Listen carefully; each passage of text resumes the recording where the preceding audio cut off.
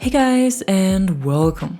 It's time for the weekly news overview again with all the things happening in and around Battlefield 2042 and with a rundown of the new missions, modes and store items. But today we're gonna start with a little update that was released this morning, and this is update 5.1.1, and unlike it was announced last week, this is not fully server-sided. So before you start playing the game for the next time, you will have to download a small client update, but it only has a size of a few hundred MB, so it's not really big. Unfortunately, there were also some server issues right after the update was released that didn't allow players to connect to the game or get into matchmaking, but luckily this was resolved by now and everything is back to normal. So if you should have tried to play the game earlier today and encountered this issue, it is fixed now. Same goes for the aim sensitivity bug that a lot of players had experienced during the last 2 weeks. This was also fixed today, and your sensitivity when aiming down sights should not be too fast or inconsistent anymore. This also means that if you should have followed my workaround for the issue earlier last week and you disabled uniform soldier aiming in the options and maybe also changed the zoom aim values for the different magnifications, then you should probably revert these changes and check how your aim feels. It might still need some fine-tuning again, but overall the issue is resolved.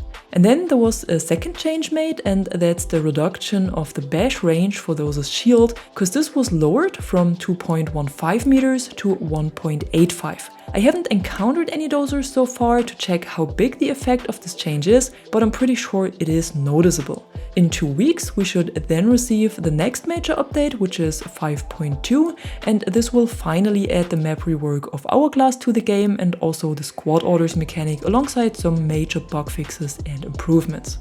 But now let's have a look at the second point for today, and that's week 2 of the current mid-season event.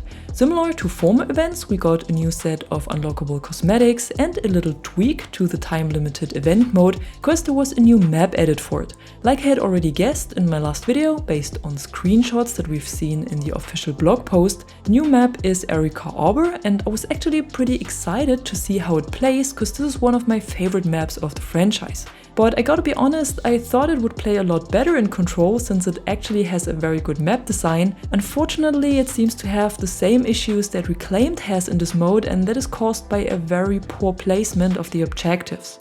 Erika is again kept very linear, and most of the transmitters are located around the same area in the middle of the map, and this means that once one of the teams has locked down this area, they have basically won the match, because without any space for flanks and with enemies that can snipe directly from the objective area into the spawn, the other team has zero chances of turning the match around or get even close to the objective area. I can remember that in the podcast for the event they said that the last objective has more than enough points to turn the match around if your team is about to lose, but this is of course only possible when the maps are balanced enough to get close to the objective area again. However, that was at least my impression after playing 3 matches in a row on Erika, and from what I've seen, the other maps have not been touched as well, and they still have the same objective locations they had last week, so Orbital and Valparaiso are good and have a very balanced layout, but Reclaimed and Erika are a no for me, and I basically cancel matchmaking when I see one of them will be next. But then again, that's actually a bit sad because it takes away a lot of fun from an overall very good game mode. Anyways, except for the new map, there was also one more small tweak made to the vehicle distribution, and that's an increase in ascension points for the stealth helicopter. Because here the costs were changed from 150 to 170 points to make the stealth heli more valuable and also mostly accessible towards the end of the match and not early on already. In addition to this, we also got a new set of cosmetic items, like I had already mentioned, and these can be found in the event overview again. So for 10 ribbons, you can unlock another player card background this week. For 30 ribbons, it's a headgear for Falk, and for 50 ribbons, the last cosmetic becomes available, and that's a weapon skin for the G57.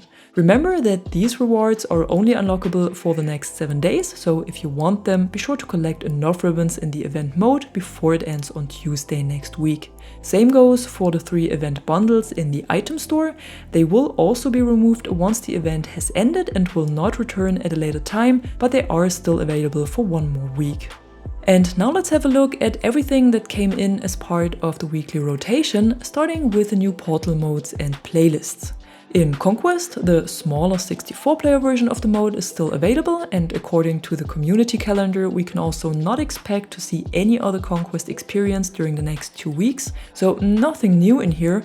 But in Breakthrough, the infantry playlist was added back in, which is quite a nice change to the normal version of the mode and to the many vehicle-focused modes we have in general at the moment. So if you prefer some infantry gameplay, this is the mode for you.